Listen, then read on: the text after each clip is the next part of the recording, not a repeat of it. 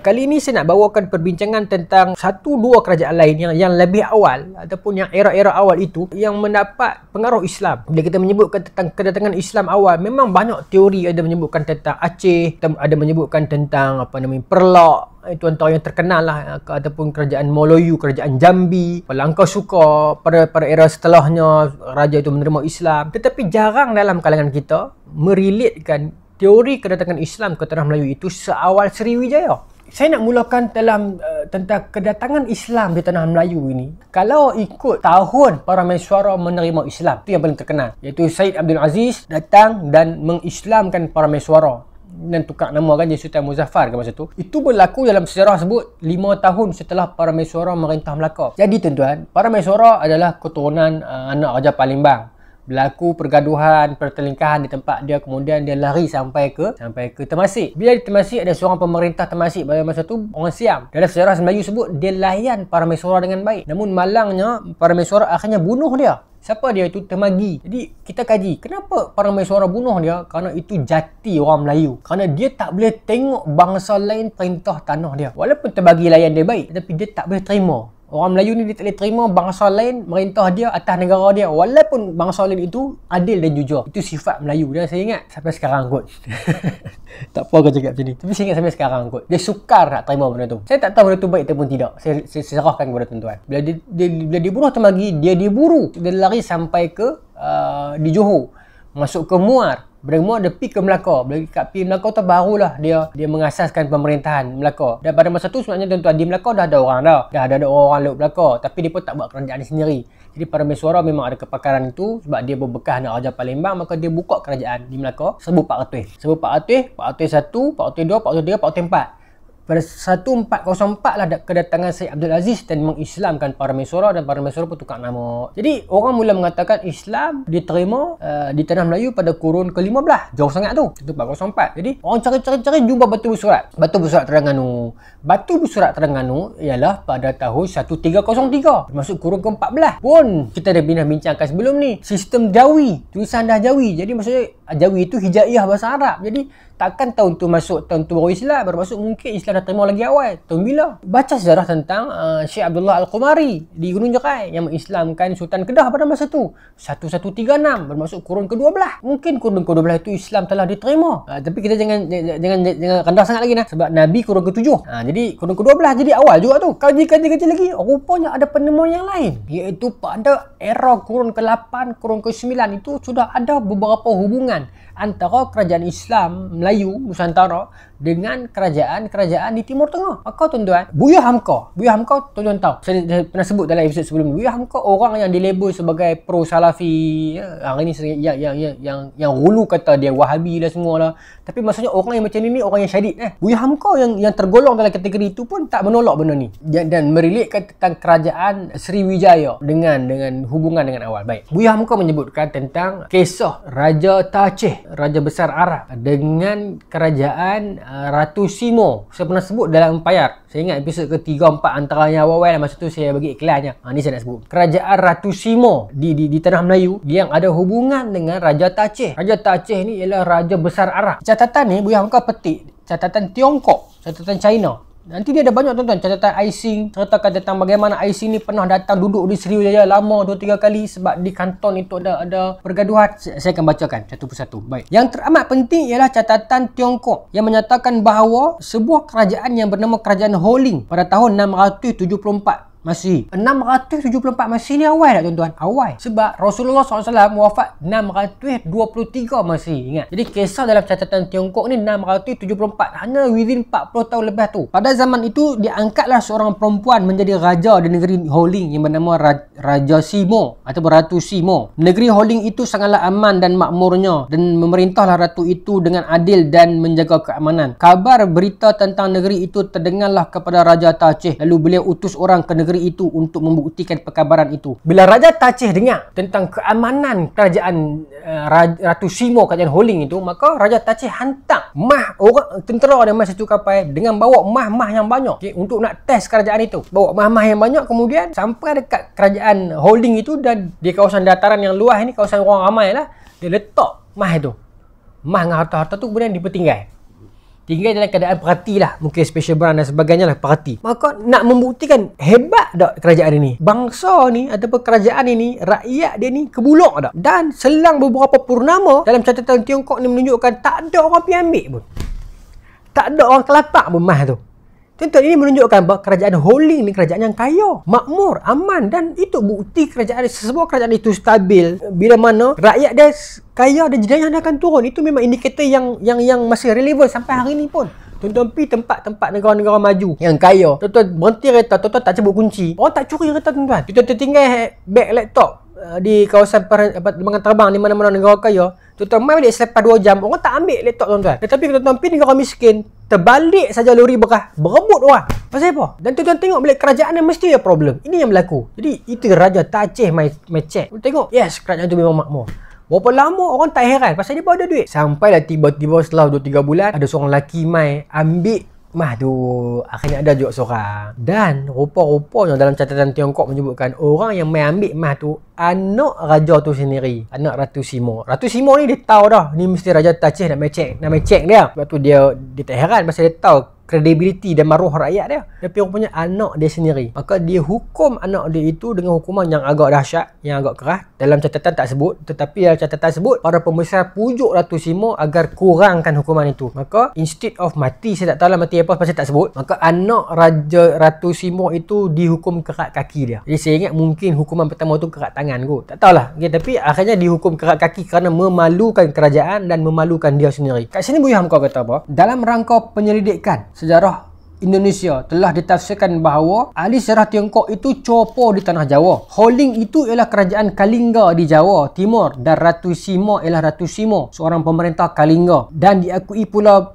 dalam sejarah bahawa memang beberapa kali kerajaan Kalingga itu menghantar utusan ke Tiongkok. Itu ada bukti catatan sejarah. Adapun Taceh adalah nama yang diberikan oleh orang-orang Tionghoa kepada seorang Arab. Di dalam catatan tersebut disebut Raja Taceh iaitu Raja Arab. Maka berkerutlah ahli-ahli penyelidik barat mencari siapakah Taceh itu, kata Buya Hamka. Bahkan ada saja yang segera mengambil keputusan bahawa catatan orang Tiongkok itu dongeng saja. Sejarah Islam kembali mencatat, dia kata, bahawasanya Raja Besar Arab itu yang masyhur ketika itu bila dipersukat dengan tahun ialah tak lain dan tak bukan ialah Muawiyah bin Abu Sufyan, sahabat dan pembangun pertama dari kerajaan Bani Umayyah. Beliau telah memaklumkan dirinya sebagai khalifah pada tahun 657 Masihi dan wafat pada tahun 680 Masihi. Baik, kenapa Buya Hamka confident quote? Maka Buya Hamka kata Muawiyah. Ulama-ulama pengkaji sebelumnya yang kata Muawiyah, dan Buya Hamka quote tanpa meragukan. Yang saya juga quote balik Buya Hamka tanpa meragukan juga Buya Hamka kerana berdasarkan istiqra' pembacaan saya, memang dalam era itu kerajaan Bani Umayyah 674 Bani Umayyah merintah. Muawiyah lebih awal lah 657. Kalau hijrah 40 hijrah kita dah bincang sebelum ni. Jadi itu satu yang kuat. Dia bila kata Raja Arab tak ada dan tak bukan Umayyah sahaja. Yang kedua, kerajaan Bani Umayyah besar. Kalau dia bukan sebuah kerajaan yang besar, kalau dia sekadar kerajaan Raja Arab yang kecil sahaja yang entah mai pada mana hala, dia ada hak tak nak pi ke negara orang nak cek raja tu. Dia tak ada hak. Unless dia memang khilafah yang under dia ada ramai yang dia boleh pergi turun cek. Macam Nabi Sulaiman cek Balqis. Hang tak sembah Allah nanti saat hang. Nampak? Pasal Nabi Sulaiman dia one world government. Istilah orang barat saya pakai. Yang one world government yang nak buat, dia nak tiru Nabi Sulaiman lah tu. Sebab tu saya katakan pada hari tu lagi, walaupun saya orang sini seorang gelak BP kat orang lah, tapi saya optimis benda tu. Nabi Sulaiman one world government. Sebab tu dia pantau semua. Dia kalau ikut kalau kita nak pakai dengan kaedah logik hari ni, apa hak Nabi Sulaiman nak kacau Balqis negara dia ikut suka dia nak sembah siapa pun kan. Kalau pakai hari ni yang demokrasi, Westphalian Treaty ke apa pakai sempadan, tak boleh Tapi sistem khilafah luas. Jadi kerajaan Islam Umayyah besar. Bahkan sebelum Umayyah lagi, pada zaman Umar, Sayyidina Umar dah besar dah. Parsi dah ranak, Rom dah ranak, mana ada siapa dah. Islam saja. Bila Umayyah main pun lagi besar. Dia ada authority itu untuk pergi cek, untuk pergi tengok test dan sebagainya. Satu yang kedua kan. Yang ketiganya, dalam sejarah Islam terbukti dalam hadis yang sahih, Muawiyah bin Abu Sufyan ialah the first man who sent a troop by ship. Muawiyah. Ada hadis Nabi sebut tentang, saya tak ingat matan, tapi saya ingat hadis itu sahih. Nabi sebut tentang kelebihan askar yang pergi perang dengan menaik kapal ni. Orang yang awal Nabi sebut. Saya tak ingat hadis tu, tapi saya berani kata tuan-tuan cari. Sahih. Saya pernah hafal satu ketika, saya lupa lah, tapi sahih. Dan Muawiyah antara orang yang sangat teruja bila dengar Nabi sebut tentang hadis tu. Sebab tu Muawiyah bercita-cita besar nak jadi orang pertama yang Nabi kata orang yang buat kapal untuk pergi perang jalan Allah tu. Dan dia mengotorkan cita-cita dia. Dan dia jadi orang pertama yang buat kapal. Bukanlah dia buat tuntang tu, tapi dia pemerintah yang buat lah. Dia jadi orang pertama yang hantar tentera, iaitu conquest Constantinople awal. Tapi dia tak pi. Yazid yang ambil anak dia sebagai panglima. Tapi dia orang yang awal yang hantar tentera pi dengan kapal. Pembangun tentera pertama dengan kapal dia. Orang akan bercakap tentang Viking apa semua tu kan. Viking kemudian lagi. Baca boleh sejarah Viking. Dia datang kemudian lagi. Okay? Dia pada zaman Wong Kenderung, zaman orang Eropah melebar pi tu pada zaman perang salib apa semua dah tu. Kita patah balik zaman Umayyah. Zaman Umayyah ini zaman awal. Kurun ke-7 masih. Atas kesedaran itulah bagi saya tak pelik untuk Buya Hamka terus kod dapatan ahli sejarah dulu, dan tak pelik untuk saya pun terus kod Buya Hamka di dalam mengatakan tak mustahil Raja Besar Arab yang datang test Kalingga itu di bawah Tamadun Sriwijaya lah, ialah Raja Muawiyah bin Abi Sufyan. Cuma yang kita tak pasti, adakah Muawiyah itu sendiri pernah datang ke sini ataupun tidak, itu saya pun tak pasti. Sebab dalam catatan sebut bukan dia mai letak, dia arahkan orang letak. So mungkin dia tak mai, dia arah saja. Tapi kalau kita nak berdisiplin lagi, besar kemungkinan dia tak mai lah, arahan sahaja. Sebab kalau dia mai, mesti ada catatan yang lebih. Jadi kita KIV dulu. Nak kata tak mai terus pun tak boleh, nak kata mai pun tak boleh. Jadi tak tahu. Tapi pengaruh dia sampai tak sini? Sampai. Saya nak pergi dalam sikit lagi pasal Sriwijaya ni. Ini antara yang awal yang saya baca. Penulisan Fajar di Islam Nusantara, Dr. Hafizi Maknur, tentang ada 2 surat yang pernah dihantar oleh kerajaan Sriwijaya kepada Raja Umayyah. Dan surat itu memang ada. Sriwijaya naik ke puncak jaya saat komuniti Islam yang besar sudah berada di Sumatera.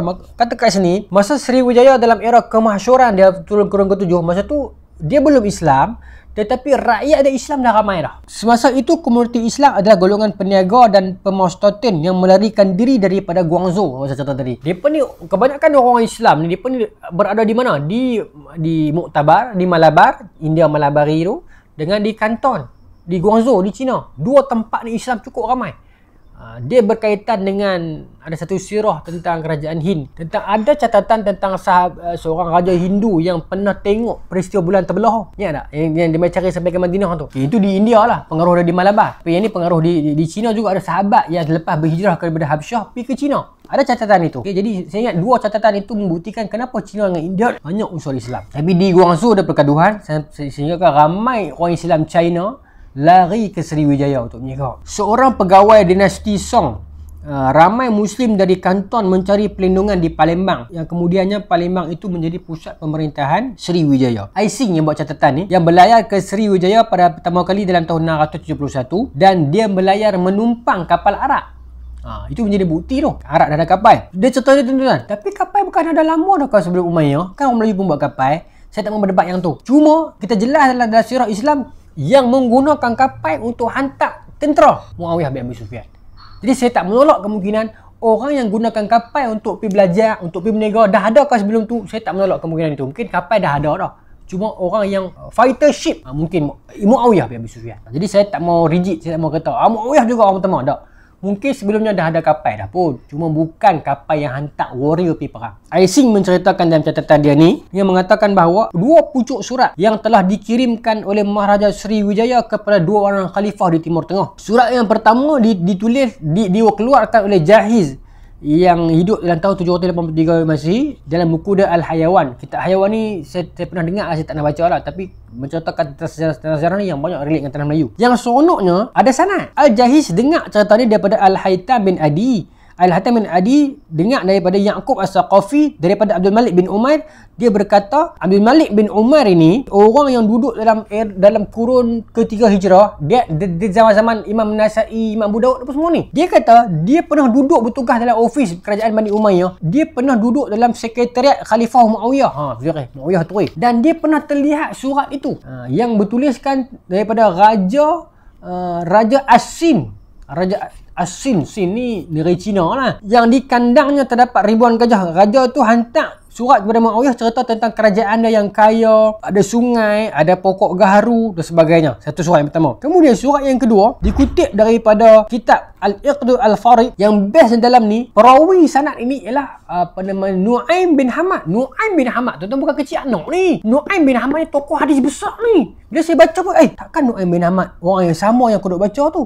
Yes, orang yang sama. Nu'aim bin Hamad ni dia era zaman Imam Bukhari, seingat saya, ataupun sebelum tu lagi, pada 200 hijrah lebih. Era Imam Bukhari lah. Dia ahlu jarh wa ta'dil.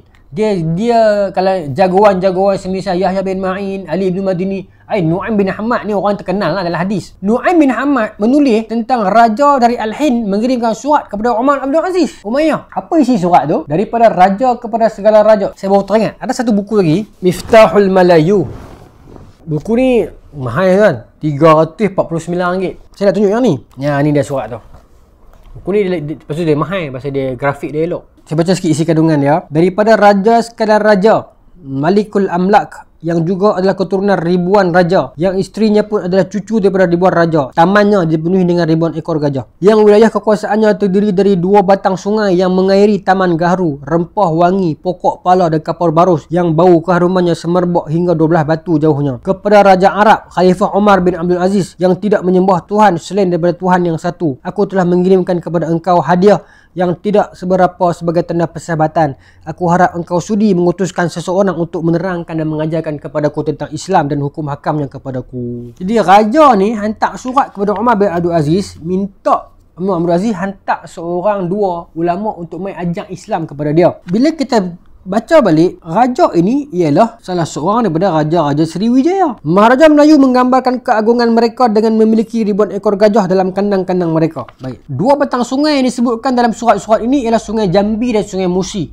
Sampai sekarang masih ada. Dan di kota Palembang. Dalam geografi Arab disebut dengan nama Sungai Zabas dan Sungai Seribu Zat. Pokoknya, surat itu ialah surat oleh Raja Sriwijaya. Jadi berlaku 2 surat dihantar. Cuma di sini ada perbezaan pendapat. Adakah kedua-dua surat itu dihantar oleh orang yang sama? Siapakah raja itu yang mengirimkan surat kepada Muawiyah dan Khalifah Umar bin Abdul Aziz? Surat itu berkemungkinan besar diutus oleh Sri Dan Varman atau Sri Indra Varman yang dikatakan memerintah daripada tahun 702 hingga 728 Masihi pada era Sriwijaya Islam, ataupun disebut sebagai Seribu Zat Islam, Sungai Seribu Zat tadi itu. Raja yang hantar surat itu Raja Sriwijaya, namanya Sri Indra Varman. Cuma saya kurang setuju bila dikatakan kedua-dua surat itu dihantar. Sebab Muawiyah Khalifah Umayyah pertama 40 Hijrah. Umar bin Abdul Aziz Khalifah pada tahun 99 Hijrah. Dia lari sangat jauh masa dia. Tak mungkin dia, ataupun kalau betul mungkin umur dia terlalu panjang lah untuk jumpa dengan dua-dua khalifah yang jarak jauh tu. Pokoknya dia hantar kat salah satu. Satu lagi mungkin boleh hantar. Tapi kerajaan Sriwijaya juga. Lepas tu, terus cerita tentang Sriwijaya dengan Islam ni sengak. Orang tak cerita sangat. Sebab apa? Pendapat saya. Surat terakhir yang dihantar itu pada Umar bin Abdul Aziz. 99 Hijrah sampai 101 Umar bin Abdul Aziz jadi khalifah. Isu dia adalah, selepas Umar bin Abdul Aziz, kerajaan Islam Umayyah mula jam. Tuan-tuan pun tahu. Jam turun. Sampailah Abbasiyah take over. Jadi, itu menyebabkan hubungan itu terencat dan tak disambung lagi, maka perkabaran tentang Islam di Sriwijaya tak ada. Dan apakah ulama yang diminta oleh Sri Indraman kepada Umar bin Abdul Aziz itu sampai ataupun tidak? Wallahu ta'ala alam. Sebab Umar bin Abdul Aziz cuma merintah sampai tahun 101 Hijrah saja. 99, 100, 101. Tahun ketiga, 3 tahun ataupun 2 tahun ya. 99 hingga 101, 1 hingga 101, 2. Dia 2 tahun saja. Kelesuan proses dakwah di Sriwijaya ini juga adalah kerana kewafatan Khalifah Umar bin Abdul Aziz. Dia pun kata Ram Hurmuzi ni ada 2. Kalau Ar-Ramah Hurmuzi, ulama hadis pada kurun ke-4 Hijrah. Dia yang sekarang kita hadis yang awal, Muhaddisul Fasil bainar rawi wal wa'i. Saya tak pasti Imam Ar-Ramah Hurmuzi yang disebutkan dalam ini adakah orang yang sama. Kalau orang yang sama memang dahsyat lah. Tapi tadi disebut Ram Hurmuzi yang pernah mengarang kitab Al-Ajaib Al-Hind. Dalam ni beragama kitab tu, menceritakan sewaktu zaman kegemilangan Sriwijaya telah banyak perkampungan-perkampungan Muslim di sana dan Raja Sriwijaya tak kacau pun. Sejarah itu berhenti setakat itu kerana apa? Kerana saya kata tadi lah, setelah Sri Indraman hantar surat kepada Umar bin Abdul Aziz minta ulama damai, Umar bin Abdul Aziz pun wafat. Jadi tak tahu catatan. Jadi ke mana? Maka terhentilah kisah awal-awal Islam setakat itu berdasarkan sumber sejarah. Lepas tu dia mai cerita-cerita sumber sastra. Dia nak main lah cerita-cerita Samudra Pasai. Dia nak main Raja Suran yang macam Aquaman tu yang mana lalu keluar balik. Raja Suran, Raja Culan, hikayat Bukit Seguntang, Raja Mahameru. Dia nak main situ dah. Tuan-tuan nampak nak Islam ni peringkat awal. Catatan Tiongkok sejarah ni. Lepas tu dia main proses yang bercampur baur dengan sastra. Lepas tu dia pergi ke Melaka. Lepas tu baru dia main elok balik. Itu yang isu dalam ni tu. Kalau boleh buat timeline dia elok, dia campur dengan sejarah sastra, dia pergi elok balik. Yang simpulan sejarah sastra ni yang kita mau pecah ni. Okey, kemudian teruslah dia sambung cerita itu dengan cerita sejarah Islam di Kedah. Ini belum cerita Melaka. Melaka 1404 kurung ke-15. Unais X Unlimited. Jomlah join grup itu. Kalau tuan-tuan rasa macam tak mau dengar sekarang pun, tuan-tuan boleh dengar pada masa depan. Sebab ini adalah komitmen bayaran sekali seumur hidup. Tanpa iklan, tanpa tapih, tanpa lapik lah. Untuk memberikan satu pendoakan dan perkongsian yang sangat eksklusif yang tidak dapat disaksikan di mana-mana channel dan diorang yang lain. Siri Empire 47 episod dan insya-Allah akan datang episod yang ke-48, siri kuliah konspirasi dan juga siri istimewa dokumentari konspirasi. Video ni memang tak boleh langsung diupload. Memang tak lepas. Ayo kita daftar sekarang. Saya mengharapkan para umpire Rian sekalian, jomlah. Lagi cepat anda masuk, lagi cepat anda dapat akses.